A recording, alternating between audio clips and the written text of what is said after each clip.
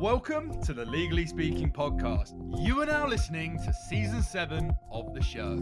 I'm your host, Rob Hanna. This week, I'm delighted to be joined by Jonathan Merel.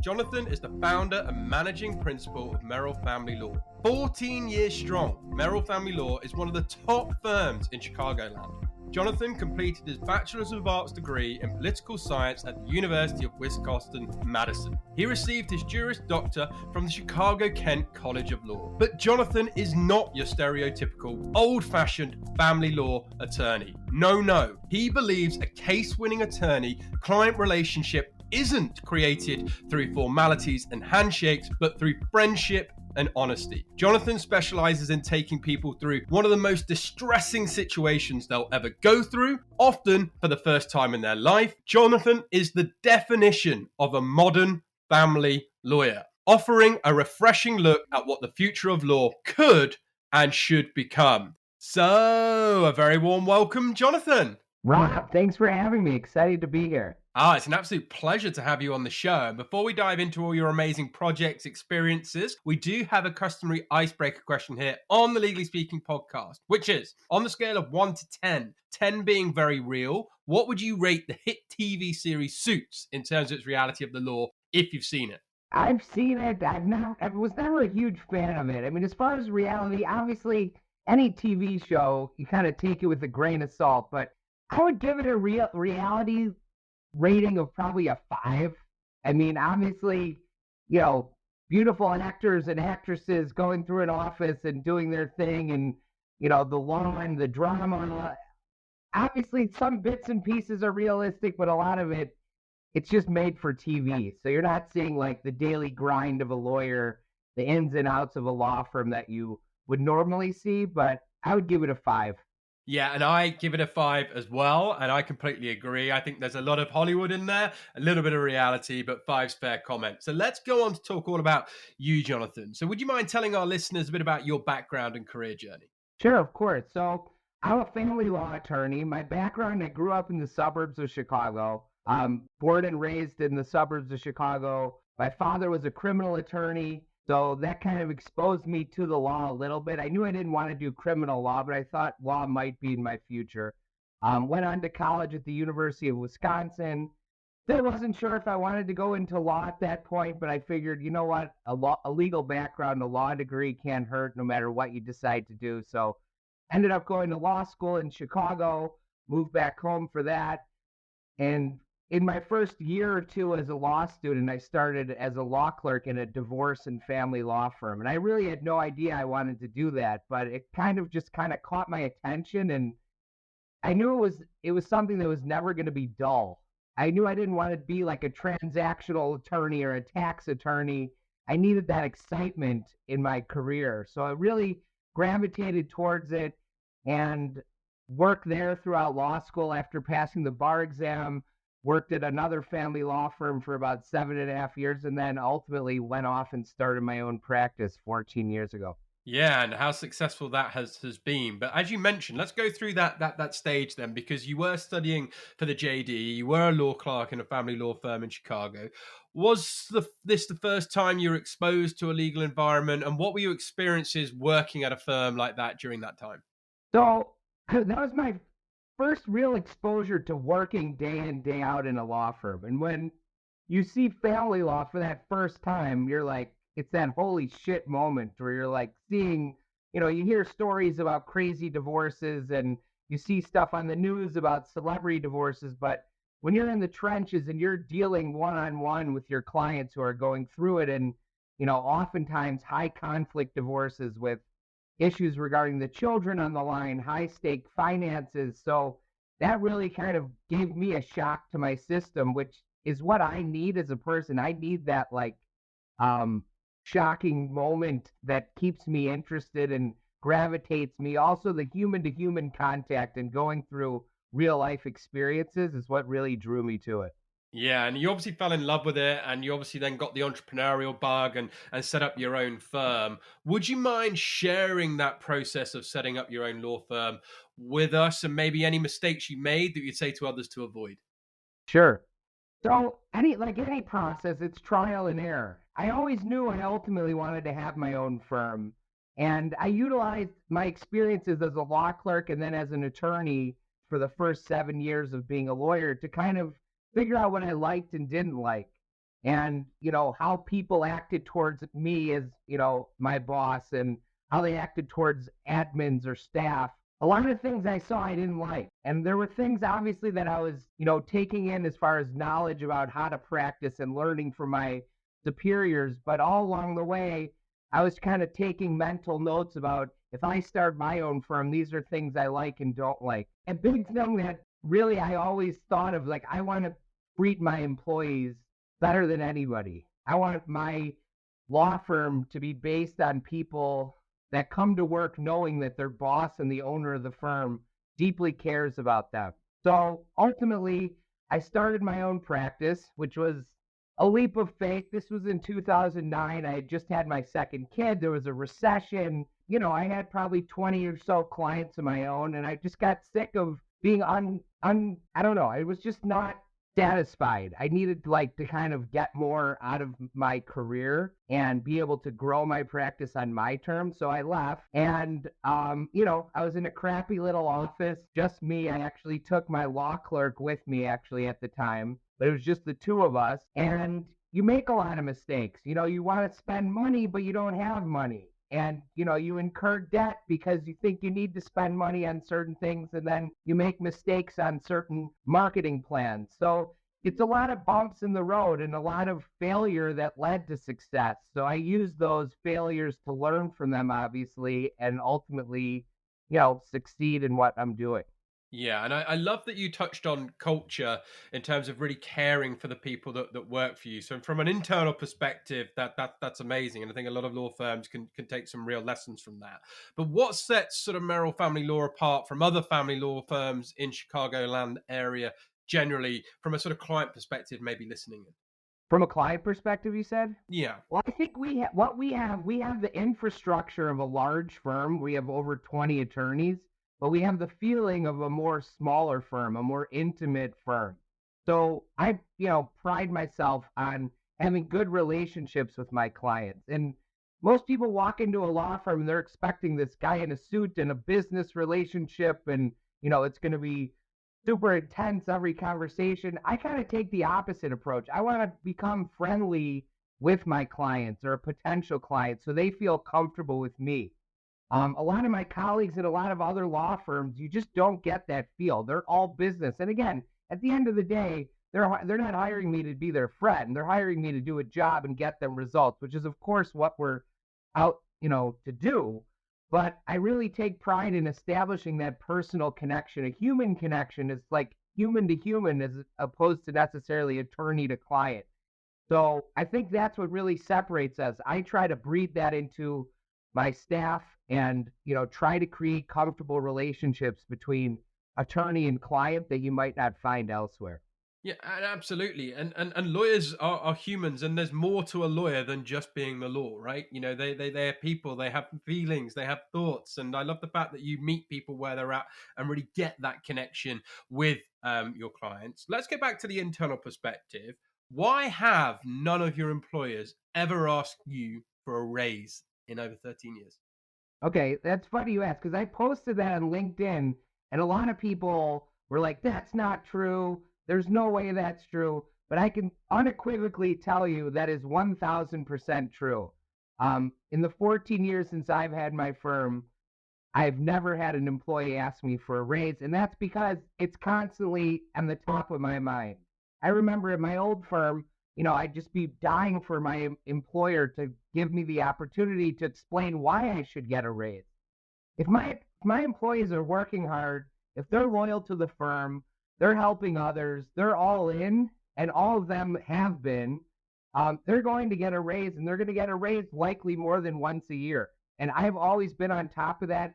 It always is something that I'm thinking about because I picture myself in their situations.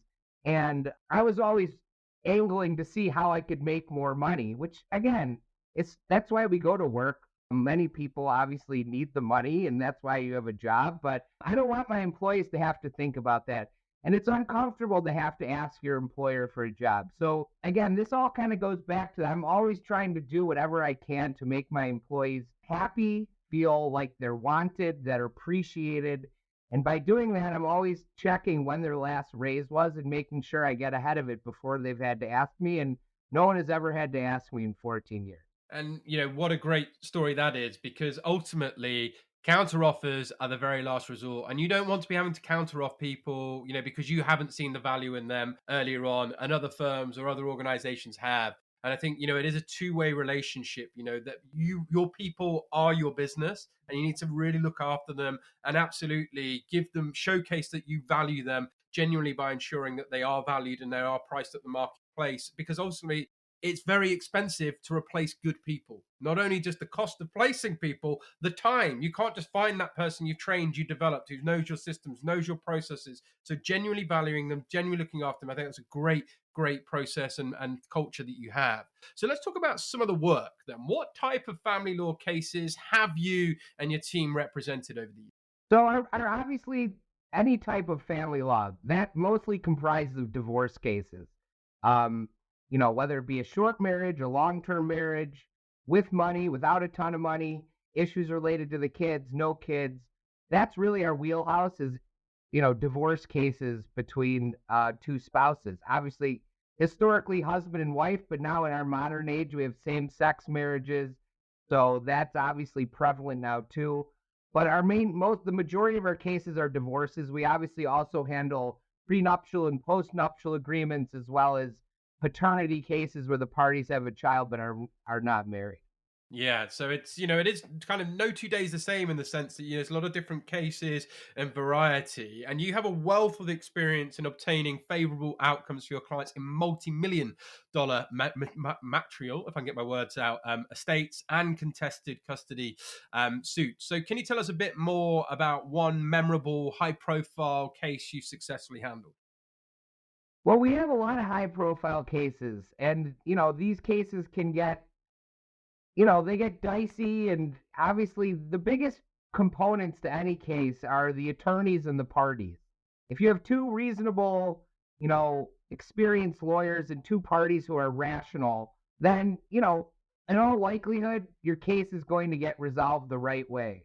But when you have someone who's kind of not all there mentally or is super emotionally charged, then things can go off the rails really quick. So, and without pointing to a specific example, we have many cases that, frankly could have been resolved a lot quicker, but certain things can happen that, create delays in the case, whether it be domestic violence or issues related to the kids, or someone has a drug or alcohol problem. These kind of issues in high profile cases or even, simpler cases can really drag things on. So, I mean, it's important, obviously, to control what you can control. And we do everything we can to make sure our clients understand the process, understand how we can, get the best results for them. And a lot of that depends on their behavior as well. Yeah, and I love that you talk about emotions, because when emotions go up, sometimes intelligent decisions go down, right? And I think, when you're in a very highly charged emotional situation, sometimes, rational and, things that you think would be sensible just doesn't seem to happen. So how do you then ensure your clients are fully informed, prepared throughout the legal process to perhaps ensure their emotions don't get the better of them? Yeah, and I mean, look, it's easier said than done. These people are going through the most, probably the most emotional process they're ever going to go through in their lives. And it's even more exacerbated when you have children. And, if your children are in the middle of this, or you got one spouse saying that they should have the children more than the other, of course, that's going to spark major emotion. And, often emotion sparks people to be irrational. When someone's irrational, it's our job to kind of trying to hone them in and try to, have them settle down, realize, how the law applies to their case, things that they need to do to settle down, which will ultimately be in everyone's best interest. But again, sometimes it's easier said than done when you're dealing with such raw emotion like I described. Yeah, no, absolutely. And I completely understand that. I guess this is quite a difficult question probably to ask, but I'm going to ask it anyway, because you deal with divorce cases daily. What are your thoughts surrounding divorce? Is divorce ever a good thing? Time for a short break from the show. Are you looking for a way to get your firm working more efficiently and profitably while ensuring a better work-life balance for your team? Well, if you haven't considered our sponsor 𝐤𝐢𝐬𝐿, I'm here to strongly recommend that you do. I absolutely love working with 𝐤𝐤𝐬𝐿. Not only is it the world's leading legal practice management and legal client relationship management software, it also has a really solid core mission to transform the legal experience for all, something I personally support. What sets 𝐤𝐤𝐬𝐿 apart for me, it's their dedication to customer success and support. There are lots of legal softwares out there, but I know from talking to 𝐤𝐤𝐬𝐿 users that their support offering is miles ahead of the rest, with their 24/5 availability via email, in-app chat, and over the phone. Yes, you can actually call in and speak to someone. 𝐤𝐤𝐬𝐿 is also the G2 crowd leader in legal practice management, in comparison to 130 legal practice management softwares, and has been for the last 14 consecutive quarters. G2 Crowd is the world's leading business solutions review website. You can check 𝐤𝐤𝐬𝐿's full list of features and pricing at www.𝐤𝐤𝐬𝐿.com/legally-speaking. That's www.clio.com/legally-speaking. Now back to the show. I think it's very, very often a good thing. And it used to have this stigma and, taboo, like, oh, those people are getting divorced, or, something must be really wrong. And look, oftentimes marriages are going to break down. I believe it is somewhat in human nature that, as much as people commit to each other for the sake of, the love they have for each other and, creating a family, people change, emotions change, circumstances change. There are so many factors out of people's control that could impact a relationship, whether it be finances or, health. There's a million things that can happen. So, people are, no matter what, at some point, most people, and the statistics show it, are going to kind of lose that love and feeling they had on the day they got married, and might not continue forever. Of course, there are many exceptions in relationships that last forever, but oftentimes, for whatever the reason, like, financial, emotional, people have drug and alcohol issues, children, health issues, people change, circumstances change, and you need a mechanism for getting to that next chapter in your life. And oftentimes, as much as there is that negative connotation with divorce, it is a liberating process for people once it's finally done that enables them to free themselves of a situation that they weren't happy in and ultimately move on to a chapter of their lives where they can be happy. And ultimately, so can their spouse and their children, even though it might take a little while to realize, will often in the end realize that their parents are happier and better off once the divorce is over. Yeah, absolutely. And I have some friends, in fact, I've got divorced parents myself, but, friends whose divorced parents have become good friends, and, they have been able to sort of iron it out. And it's it creates a good, positive dynamic for the overall family. And look, the only constant in life is change, right? I think we're all very aware of that. And, we're both into social media and probably big fans of Gary Vee. And, Gary Vee says definition of success is waking up and feeling good. Right? If you don't feel good and you're in a relationship that's not, life is too short. You have to make decisions to ensure that you do wake up every day to the best of your ability and feel in a good mood. So I want to also ask you another question, because this is putting you on the on the post. In your words, what makes an inadequate lawyer, and why does this annoy you so much? There's nothing worse. First of all, there are plenty of inadequate lawyers there. They might think they're good and they may have some success, but what I would say is the worst quality a lawyer can have is a lawyer that overpromises and underdelivers and creates those unrealistic expectations for their clients, which just has a terrible chain reaction on everybody. I can't tell you how many attorneys I've seen and encountered along the way who are, kind of giving advice to their clients when they walk in the door and they're asking what they can get and how the law applies, and they give them advice that is just not attainable. It's not realistic. There's no basis in the law. But unfortunately, clients who come in and look to attorneys for advice, they don't know any differently. And they have this expectation in their head that, oh my gosh, I should be getting this much money or I should get this much alimony when there's no basis in the law for that. And unfortunately, the ramifications of that is you go into a case, they believe that they have this entitlement to this amount, even though the law doesn't substantiate it. The case goes on. They don't believe that our position, the client on the other side doesn't believe that our position is rational. And unfortunately, you have to litigate or get to a judge, spend lots of time, lots of stress, lots of money to get to the right answer. And in the end, it's at that point that the client has finally realized that when they walked into that attorney's office that first day, they were sold a bag of bullshit, basically, that led to likely months and even years of litigation that was just unnecessary. Yeah, no, absolutely. And again, it's important that you work with lawyers that you trust. I think that's a really important word, when it comes to all of this, is having that deep rooted trust. Now, I want to talk about your philosophy in business, because your philosophy is to build strong, trusting relationships with clients founded on compassion, sound legal strategy, and often and frequent communication. So how do you balance compassion and legal strategy when representing clients? Well, first things first, you can't just tell clients what they want to hear. If you're a lawyer who just is a yes man or woman and just tells your clients what they want to hear, it's going to lead to the situation I just discussed, and you're not helping anybody. A lot of lawyers think they need to just say yes to whatever the client's asking for. You're not helping the client.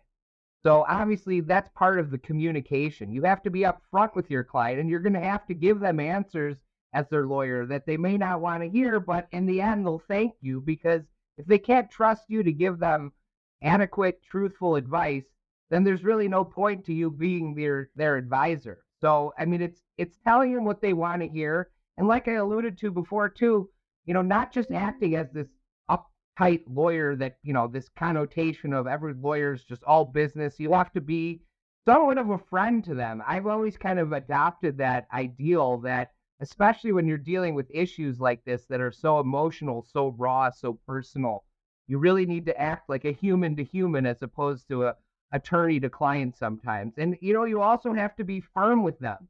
If they're acting in a way that's not helping them, not helping their kids, not helping their case, you got to sit them down and you have to stop doing this, or you have to change this. And if you don't give them those kind of words of wisdom, they're going to take advantage of it, and nobody is going to be better off in the end.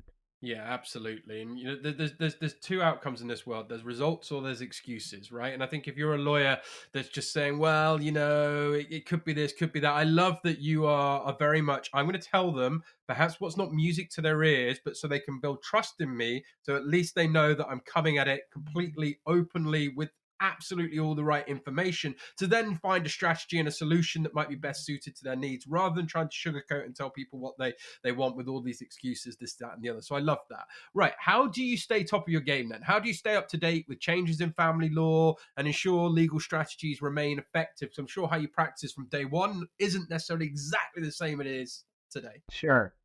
Well, you always got to be abreast of the law, especially in family law, especially with the onset of same-sex marriages, non-traditional families. Those laws are kind of always changing. And, we're at the forefront of that as attorneys who are practicing law every day, who are in court every day, dealing with judges. We're at the forefront of that, and obviously noticing issues that come before the courts, changes in the law. We're up to speed, obviously, with like the legislature and bills that are being passed, and obviously case law and precedent that's being set by the court that oftentimes can be with cases of our own. So we're always on top of things, always up to speed on changes of the law, and we're often part of those changes in the law too. Yeah, no, I like that, because you're right. You absolutely are part of those changes as sort of practicing attorneys. You're seeing things, and you're obviously looking at things and looking how things can be improved. But let's take a break from the law, but stick to the law slightly, because in addition to being a family attorney, you are the host of the Chicago Divorce Podcast. So what guests have you had on your show? What have been some of the popular discussions you've had? Give us a taste. Yeah, well, I mean, we try to use a wide spectrum of people. Obviously, we're trying to make it educational for people who are thinking about divorce, thinking about who are going through divorce, who have been through divorce. So a lot of people we've had relationship experts on, which has been a fun topic to discuss, perhaps marriages that work and don't work, types of people, types of personalities that can conflict with each other.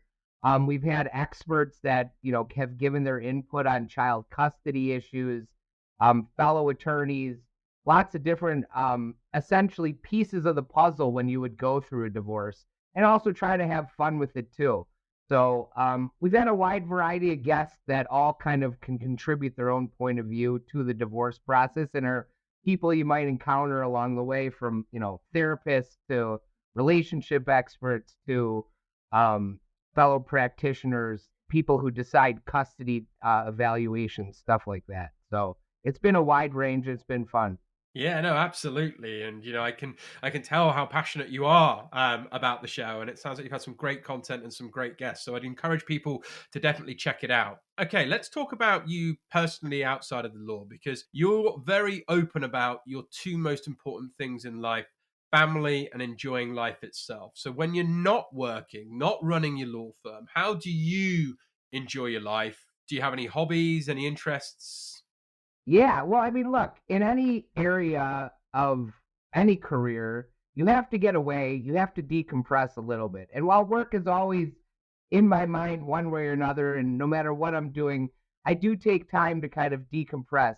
I love to play golf, I love to travel, I love live music, I love being with my kids and my family. So, all those things are obviously a good break from the craziness that a workday could bring, and obviously can allow me to take a deep breath, regroup, and be ready to go back at it the next time I'm in the office. But you definitely need those things to get away. So I love golfing, like I said, love going to see concerts, traveling, being with my family. All those things kind of give me some stress relief. Okay, and I like that. I'm going to ask you an even deeper question, because, um, and you touched on it there. It's very hard to completely switch off. But how do you, I believe, don't just be in a moment unless you're in the moment and present. So how do you ensure that you show up and are present when it comes to family time, personal time, and try and put things to the back of your mind as best as possible to ensure you're not just wearing a mask and not enjoying yourself, but being present? And you may not have the answer, but I'm chucking it to you. Yeah, that's probably an answer I'm still looking for, because look, we all, in this day and age, everyone's got their phones on them, their laptops, their computers. I mean, things are popping up on your TVs. Like, you really, it's becoming more and more difficult to get away. And look, no, there's no one to blame more than me. Like, my phone, I'm always looking at it. And I mean, my kids do the same thing. My wife does the same thing. So I mean, it's something that I think, as a society, we have to really learn to just shut down. Because look, even when you're sitting on a beach these days, you're probably looking at your phone and emails popping up. And again, I don't mind it.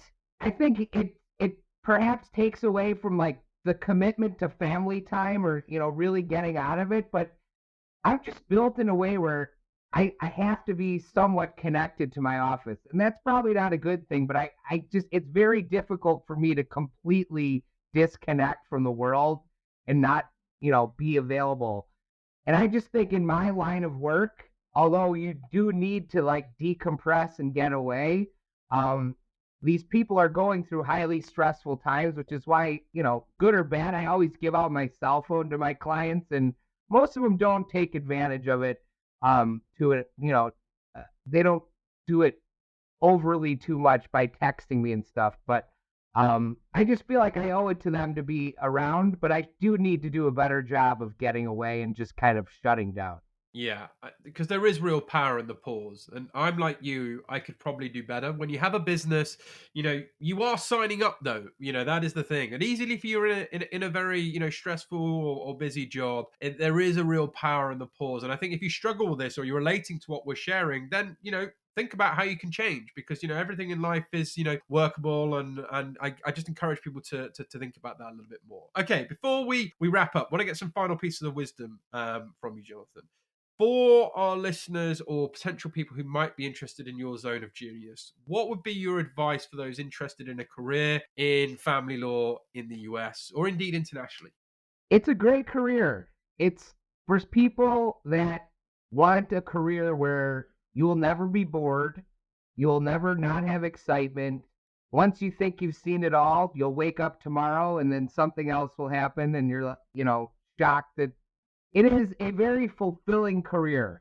You are spending your career helping people getting out of very difficult situations, physically, emotionally. You're helping children, and it really is that human contact. It doesn't take an expert to, know somebody and how a divorce might impact them. But if you can kind of help them get through that process and have them come out on the other side happy, and the family as a whole can be happy, it's a very fulfilling feeling. So starting your own firm, creating a culture at your own business, and being able to help people and make your employees happy, it's just a great feeling waking up every day knowing that I'm going to help people and that I'm going to make my employees feel good and welcome at the place they're working. So I wouldn't change a thing, and if I had to do it all over again, I would be right here. There you go. You can't get any more of a ringing endorsement than that. So if our listeners, which I'm sure they will, Jonathan, would like to know more about your firm or indeed the Chicago Divorce Podcast, where can they find out?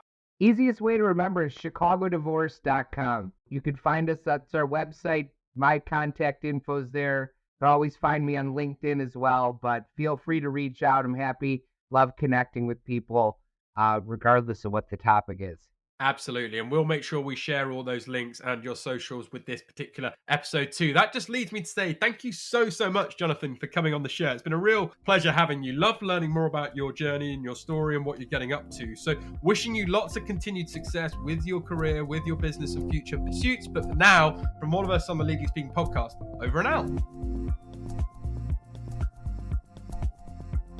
Thank you for listening to this week's episode. If you like the content here, why not check out our world-leading content and collaboration hub, the Legally Speaking Club, over on Discord. Go to our website, www.legallyspeakingpodcast.com, for the link to join our community there. Over and out.